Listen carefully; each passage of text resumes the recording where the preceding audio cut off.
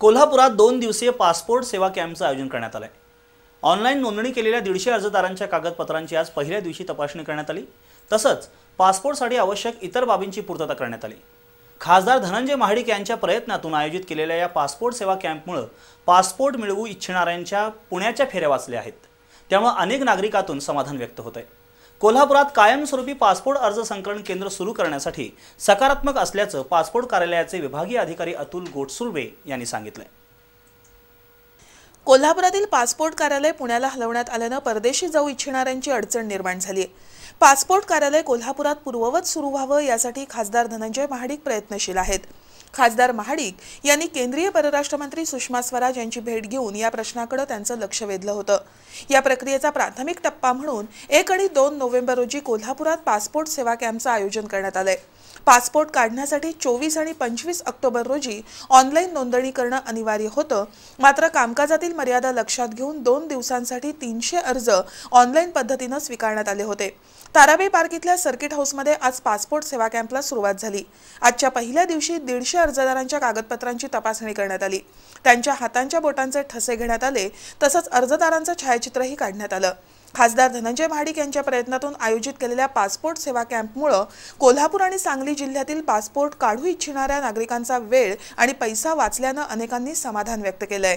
Permanent सेवा इथं मिळावी अशी आमची इच्छा आहे। भरपूर लोकांची, कोल्हापूर आणि परिसरातल्या लोकांची इथं चालू केल्यामुळे 4-5 जिल्ह्यातल्या लोकांची पुण्याला जायचा त्रास वाचणार आहे, खर्च वाचणार आहे, वेळ वाचणार आहे मुळात। आणि ही चांगली सुविधा ही कंटिन्यू करण्यात यावी। हा टेम्पररी कॅम्प आहे, असा परमनंट कॅम्प करण्यात यावा।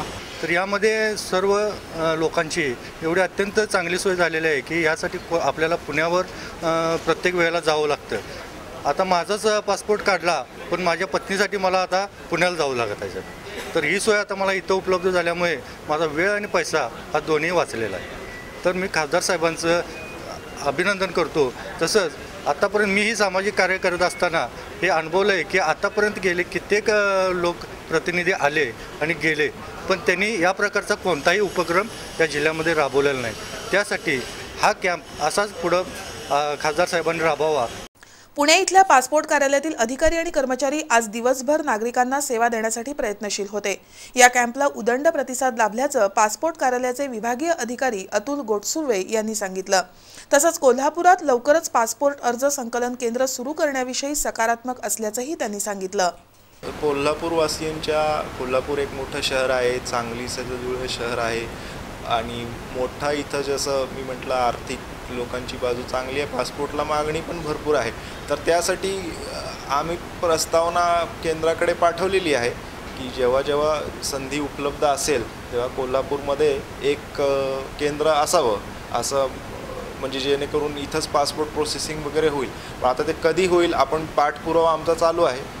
कॅम्पमध्ये दाखल झालेल्या सर्व अर्जांचं पोलीस व्हेरिफिकेशन केलं जाणार आहे। त्यानंतर लवकरच अर्जदारांना पासपोर्ट देण्याची प्रक्रिया पूर्ण केली जाणार आहे।